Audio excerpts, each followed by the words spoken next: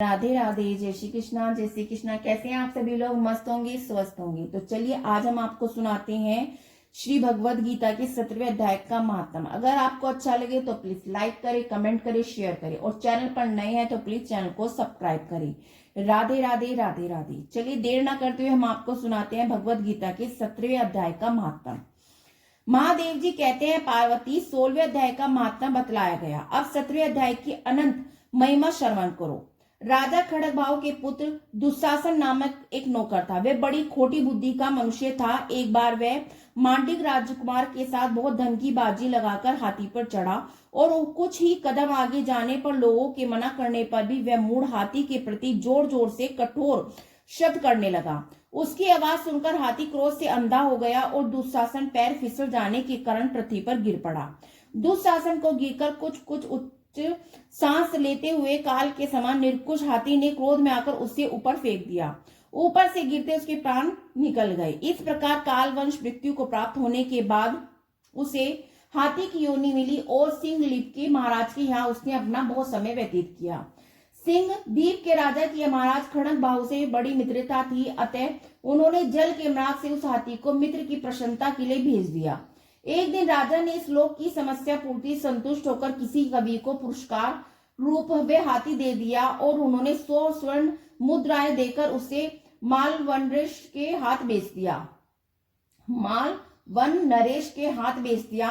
कुछ काल व्यतीत होने पर वह हाथी यत्न पूर्वक पलित होने पर असध्य ज्वर यानी बुखार से ग्रस्त होकर मरण प्राप्त हो गया। हाथी ने जब उसे अपनी शोचनीय अवस्था में देखा तो राजा के पास जाकर हाथी के हित की श्रीघी सारा हाल कह सुनाया। महाराज, आपका हाथी ऐसो जान पड़ता है, उसका खाना पीना और सोना सब छूट गया है। हमारी समझ में नहीं आता इसका क्या करें। हाथी वनों का बताया हुआ समाचार सुनकर राजा ने हाथी के रोग का पहचाने वाले चिकित्सा मंत्रियों के साथ उस स्थान पर बुलाया जहां हाथी यानी बुखार से पीड़ित था। राजा को देखते ही उसने बुखार वेदता को भूलकर संसार को आश्चर्य में डालने वाली वाणी में कहा, संपूर्ण शास्त्रों के ज्ञाता, राजनीति के समुद्र, शत्रु समुदाय को परास्त करने वाले, भगवान विष्णु के चरणों में अनुराग रखने वाले महाराज, इन औषधियों का क्या लेना? वेदों से भी कुछ लाभ होने वाला नहीं है, दान और जप से भी क्या सिद्धि। आप कृपा करके गीता के 17वें अध्याय का पाठ करने वाले किसी ब्राह्मण को बुलाइए।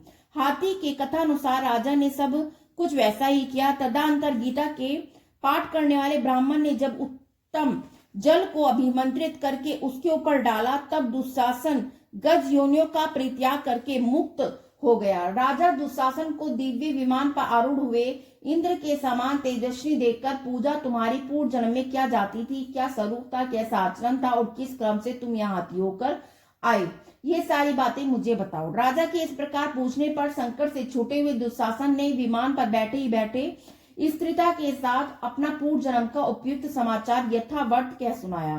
तत्पश्चात नरसेठ मालवन नरेश भी गीता के 17वें अध्याय का पाठ करने लगे। इससे थोड़े ही समय उनकी मुक्ति हो गई। राधे राधे। पहले हमने आपको सुनाया 17वें अध्याय का महात्म, तो चलिए अब हम आपको सुनाते 17वां अध्याय। राधे राधे।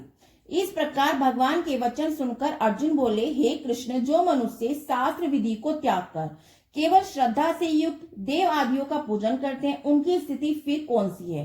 क्या सात्विक है अथवा राजसी किंवा तामसी है? इस प्रकार अर्जुन के पूछने पर श्री कृष्ण भगवान बोले, अर्जुन, मनुष्य बिना शास्त्र संस्कारों के केवल स्वभाव से उत्पन्न हुई श्रद्धा सात्विक और राजसी तथा तामसी इन तीनों प्रकार की होती है, उसको तुम मेरे से सुन। हे भारत, सभी मनुष्य की श्रद्धा उनके अंतकरण के अनुरूप होती है तथा वे पुरुष श्रद्धा में है। इसलिए जो पुरुष जैसी श्रद्धा वाला है वैसा स्वयं भी वही है, अर्थात जैसी उसकी श्रद्धा है वैसा ही उसका स्वरूप है।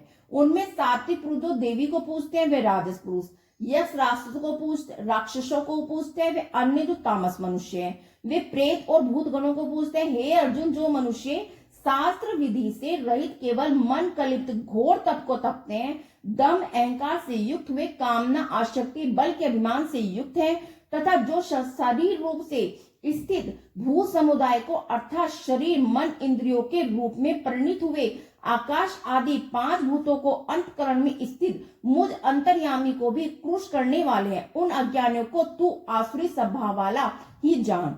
हे अर्जुन, जैसे श्रद्धा 3 प्रकार की होती है, वैसे ही भोजन भी सबको अपनी अपनी प्रकृति के अनुसार 3 प्रकार का प्रिय होता है। और वैसे ही यज्ञ, तप, दान भी 3 प्रकार के होते हैं। उनमें इस प्रकार न्यारे भेद तू मेरे से सुन।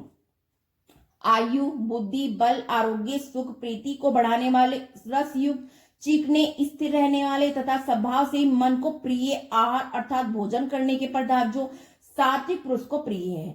कड़वे, खट्टे, लवण युक्त, अति गर्म, तीक्ष्ण, रूखे, दाहकारक, दुख, चिंतन और रोगों को उत्पन्न करने वाले आहार अर्थात भोजन करने के पदार्थ राजस पुरुष को प्रिय है।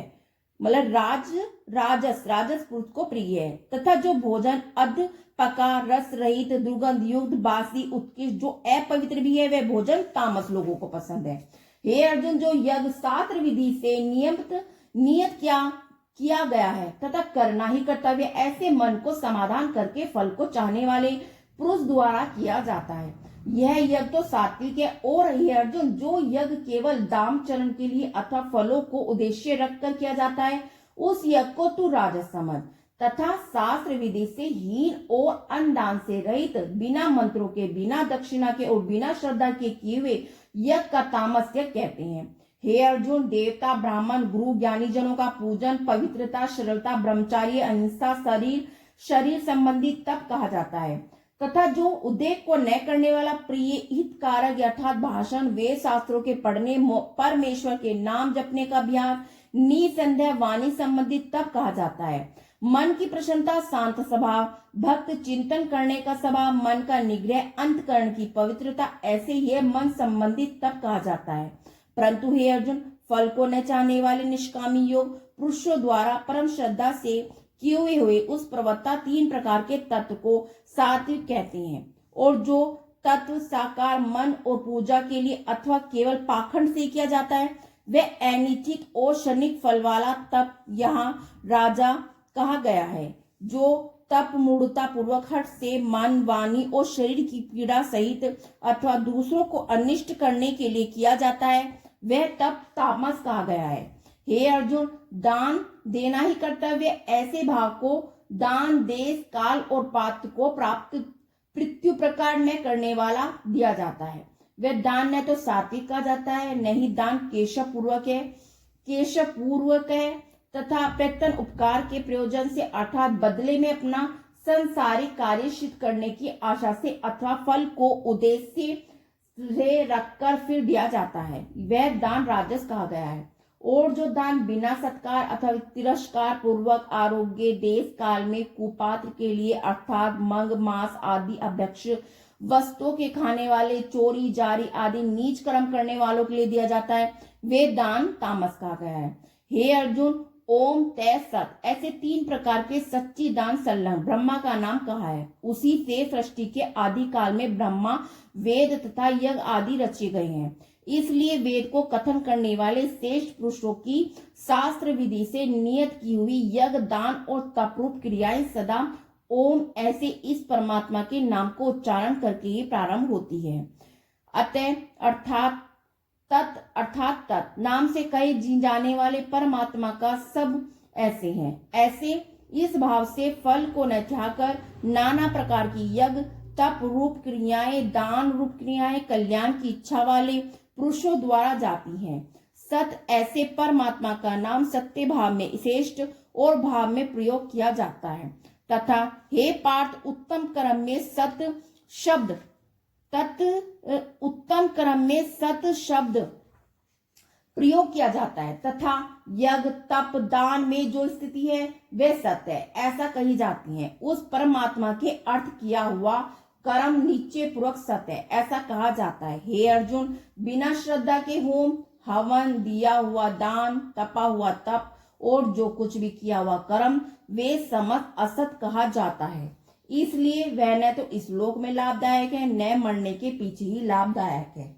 इसलिए मनुष्य को चाहिए कि सच्ची दास परमात्मा के नाम का निरंतर चिंतन करता रहे। निष्काम भाव से केवल परमेश्वर के लिए शास्त्र विधि से नियत किए हुए कर्मों का परम श्रद्धा और उत्साह के साथ आचरण करें। राधे राधे।